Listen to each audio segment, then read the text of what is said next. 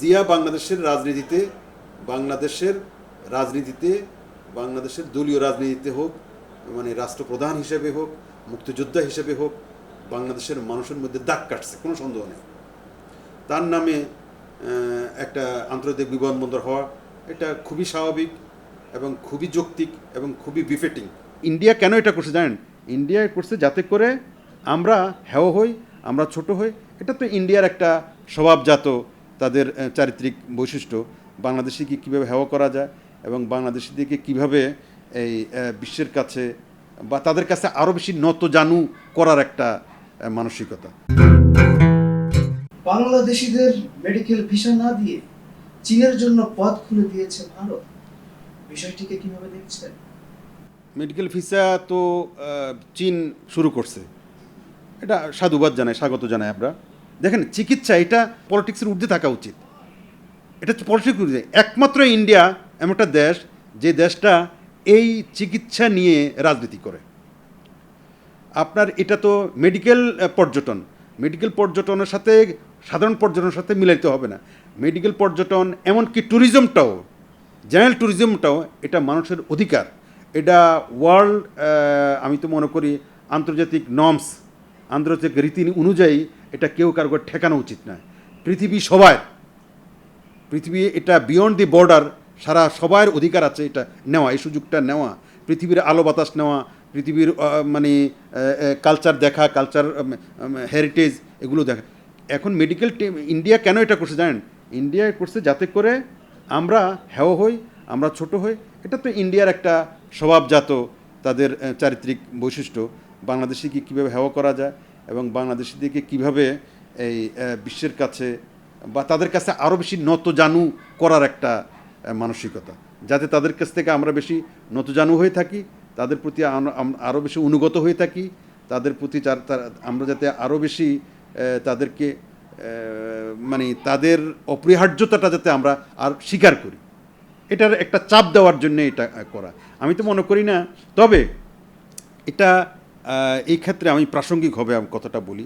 দেখেন, ইন্ডিয়ার সাথে নির্ভরশীলতা বা ইন্ডিয়ার যে দাদাগিরিটা আমাদের দেশের উপর চলছে বা চলে, এটা যেমন আমরা এটার সমালোচনা করতেছি, কিন্তু এটার উল্টো দিকে আরেকটা বিষয় আছে। বিষয়টা হচ্ছে আপনি নিজেকে স্বয়ংসম্পূর্ণ করতে হবে। আপনি নিজেকে স্বয়ংসম্পূর্ণ না করে শুধু ইন্ডিয়ান হেজিমনি নিয়ে চিৎকার চেঁচামেচি করবেন, জাত গেল, মান গেল, সব গেল, ইন্ডিয়াকে আসতে দিব না, ইন্ডিয়াকে মানে এই করব সেই করব, আপনি তাদেরকে, এটা খুব একটা কাজে আসবে না যতক্ষণ না আপনি তাদের উপরে নির্ভরশীলতা না কমাবেন। আপনি বলতে হবে যে আপনার যাই আছে, আপনার চিকিৎসা ব্যবস্থা আপনার দেশে যাই আছে, এটার উপর আপনার সন্তুষ্ট থাকতে হবে। আপনার এখানে যদি পেঁয়াজের অভাব হয়, আপনি রাষ্ট্রীয়ভাবে এরকম একটা ঐক্যমত্য তৈরি হতে হবে যে আমরা পেঁয়াজের অভাব হইলেও আমরা এটা মেনে নিব, তবু আমরা ইন্ডিয়ার কাছে উৎপাদন বাড়বে, প্রোডাক্টিভিটি বাড়বে এবং ইন্ডিয়া একটা শিক্ষা পাবে। না হলে শুধু এটা চিৎকার চেঁচামেচি করে এটা মডার্ন ডিপ্লোমেসিতে খুব একটা ফল হয় বলে আপনার। মডার্ন ডিপ্লোমেসি তখনই সফল হবে যখন আপনি দুইটা জিনিস যদি আপনি কমান, তাহলে যারা আমাদেরকে নিয়ে এরকম দাদাগিরি করে তারা মানে সেটা তাদের সেই ক্ষেত্রে তাদের কিছুটা টনক নড়বে। চন্দ্রিমা উদ্যানের নাম পাল্টিয়ে আবারও জিয়া উদ্যান করা হয়েছে। অন্তর্বর্তী সরকারের এই সিদ্ধান্তকে আপনি কিভাবে দেখছেন? দেখেন, চন্দ্রিমা উদ্যান, জিয়া উদ্যান সিম্পল বিষয়, কোনো এটা বিষয় না, একটা সাধারণ একটা ঘটনা, কিন্তু এটার অনেক সুদূর প্রসারী এবং অনেক ছোট্ট বিষয়, কিন্তু বিরাট ব্যাখ্যা আছে, বহুত মানে পৃষ্ঠাকে পৃষ্ঠা ব্যাখ্যা আছে। এটা একটা সিম্বলিক। আপনার হযরত শাহজালাল আন্তর্জাতিক বিমানবন্দর আপনি এখন কইলেই কিন্তু এটা বাদ দিতে পারতেছেন না। আগের সরকার হজরত লেখা আছে, এখানে তো শাহজালাল লেখা আছে, ধর্মর বিষয় আছে, মানে ইসলামের বিষয় আছে। এই বিষয়গুলো এমনভাবে মানে গাঁথাই দিছে যাতে করে এটাতে কেউ হাত না দেয় বা হাত দিতে না পারে। এটা কি জন্য? জিয়াকে ঠেকানোর জন্য। জিয়া আন্তর্জাতিক বিমানবন্দর ছিল। দেখেন, এখানে শাহজালাল নামে আপনার করেন, কোনো অসুবিধা নেই। শাহজালাল নামে সিলেটের যে বিমানবন্দর শাহজালাল কোথায় আছে অবস্থিত, সিলেটে। সিলেটে অবস্থিত, সেটা বেশি বিফিটিং ছিল। দেখেন, এটা পুরো জাতি সেটা কোনো কোনো অংশে এটাকে মেনে নিত, কোনো অসুবিধা নেই। এখনও মেনে নেওয়ার কোনো উপায় তো নাই। এখন তো কেউ কইবে না যে এটা সরাও। কী জন্য কইবে না এটা সরাও? কারণ যেহেতু এটা ধর্মের ব্যাপার স্যাপার আছে। তো আগের সরকার উদ্দেশ্যমূলক মতলববাজ তারা তো মতলববাজ ছিল, উদ্দেশ্যমূলক ডেলিভারেটলি এই এই এই বিষয়টা তারা করেছে, করে তারা এখানে হযরত শাহজালাল আন্তর্জাতিক বিমানবন্দর নামকরণ করছে।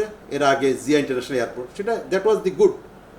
কারণ জিয়া বাংলাদেশের বাংলাদেশের দলীয় রাজনীতিতে হোক, মানে রাষ্ট্রপ্রধান হিসেবে হোক, মুক্তিযোদ্ধা হিসেবে হোক, বাংলাদেশের মানুষের মধ্যে দাগ কাটছে, কোনো সন্দেহ নেই। তার নামে একটা আন্তর্জাতিক বিমানবন্দর হওয়া এটা খুবই স্বাভাবিক এবং খুবই যৌক্তিক এবং খুবই বিফিটিং, খুবই যৌক্তিক এবং খুবই মানানসই ছিল। সেটা আপনি বাদ দিয়ে, যেহেতু আপনি বঙ্গবন্ধু করতে পারেন নাই, কারণ আপনি জানেন আরেকজন সরকার আসলে বঙ্গবন্ধুটা পাল্টাই ফেলবে, এটা আপনি বুঝতে পারছেন। এমন একটা মনীষীর নাম দিলেন, যে মনীষী সারা বাংলাদেশের জন্য উনি আমাদের পূজনীয়। উনি আসছেন সিলেটে, ওনার আস্তানা গেড়েছিলেন, সিলেট থেকে উনি ধর্মপ্রচার করেছিলেন। সিলেট আন্তর্জাতিক বিমানবন্দর ওনার নামে হইলে সবচেয়ে বেশি মানানসই হইত বলে আমার মনে হচ্ছে। তো সেটা না করে আপনি এটা করছেন, আপনার উদ্দেশ্য খারাপ ছিল। ঠিক এই সরকার আমি দেখছি শুরু থেকে এই নাম পাল্টাপাল্টে প্রতিযোগিতা শুরু করে দিচ্ছে বিভিন্ন জায়গায়। এগুলো সেকেন্ডারি কাম, এগুলো কোনো মুখ্য কাজ না, এগুলো একটি স্টুপিড কাজ। এটার মধ্যে কোনো তেমন কিছু আসা যায় না। এটা বদলাইলেও কিছু আসা যায় না, না বদলাইলেও কিছু আসা যায় না। এদেশের মানুষের আশা আকাঙ্ক্ষার সাথে এটা খুব একটা যায় না। এটা থাকলেও কিছু আসা যায় না, না থাকলেও কিছু আসা যায় না। সেগুলোকে নিয়ে আবার সে আগের সরকার যেভাবে অপ্রয়োজনীয় কাজ নিয়ে, মানে অপ্রয়োজনীয় এবং অগুরুত্বপূর্ণ বিষয়গুলো নিয়ে নাড়াচাড়া করতেন, ঠিক তেমনি এই সরকারও এরকম অপ্রয়োজনীয় বিষয় আমি দেখছি। তেমনি এই চন্দ্রিমা উদ্যান, জিয়া উদ্যান, তারপরে আরও কতগুলো শেখ পরিবারের আমি তো মনে করি শেখ পরিবারের বঙ্গবন্ধু ছাড়া, শেখ মুজিবুর রহমান ছাড়া আর কার কি অবদান আছে এই দেশে বলুন তো? আর কার কি অবদান থাকতে পারে? এবং 24-এর গণ অভ্যুত্থানের পরে যদি তাদের কিছু অবদান থেকেও থাকে, সেটা ধুয়ে মুছে শেষ হয়ে গেছে। তারা যে অপকর্ম করছে এই শেখ পরিবার, সমস্ত কিছু ধুয়ে মুছে গেছে। মানে তাদের যদি কিছু ভালো কাজ থেকেও থাকে, তারা এত অপকর্ম করছে, সে অপকর্মের কারণে তারা ইতিহাস থেকে আস্থা করে চলে গেছে। একদম ডাস্টবিন ইতিহাসের কিট হিসেবে তারা পরিগণিত হয়েছে। না, যেটা বলছিলেন আপনি, এই নাম পাল্টাপাল্টির মধ্যে এটার মধ্যে কোনো কৃতিত্ব নেই। এটার মধ্যে মানুষের জীবিকার কোনো নামগন্ধ নেই, এবং সাধারণ মানুষে এগুলো কোনোভাবেই ছোঁয় না। সাধারণ মানুষের বিষয় এগুলো না, এবং মানুষের স্বার্থের বিষয় না, এবং গণমানুষের বিষয় না। এই দেশে 18 কোটি মানুষের কোনো যায় আসে না এই নাম পাল্টাপাল্টির মধ্য দিয়ে। এই নাম পাল্টাপাল্টি করে এক ধরনের প্রতিহিংসাকে জিয়ে তোলা হয়, এক ধরনের, আমি তো মনে করি এক ধরনের ন্যায় সাপকে কামড় শেখানোর একটা প্রচেষ্টা, যেটা এই সরকারের কাজ না। এই নাম পাল্টাপাল্টির কাজ কিন্তু এই সরকারের না। এই সরকারের মেইন কাজ হচ্ছে দেশকে একত্র রাখা। এই সরকারের মেইন কাজ হচ্ছে জাতীয় ঐক্যমত্য তৈরি করা এবং জাতীয় ঐক্যমত্য ঠিক রাখা। সেটা তারা করতে সম্পূর্ণরূপে ব্যর্থ হয়েছে।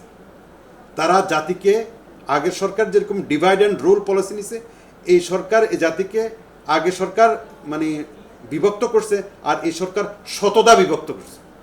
শতধা মানে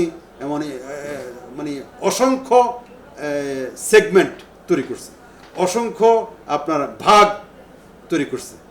কেন? এটা আমাদের এই সরকারের এটা কাজ না। এটা যদি আজকে রাজনৈতিক সরকার করতো তাহলে আমরা বলি। মোট কথা হচ্ছে, এই সরকার তো আমাদেরকে নতুন কিছু উপহার দিবে, নতুন কিছু দিশা দিবে, নতুন কিছু পথ দেখাবে, নতুন কিছু আইডিয়া দিবে। সব পুরান আইডিয়া, সব নতুন কোনো আইডিয়া আমি দেখতেছি না।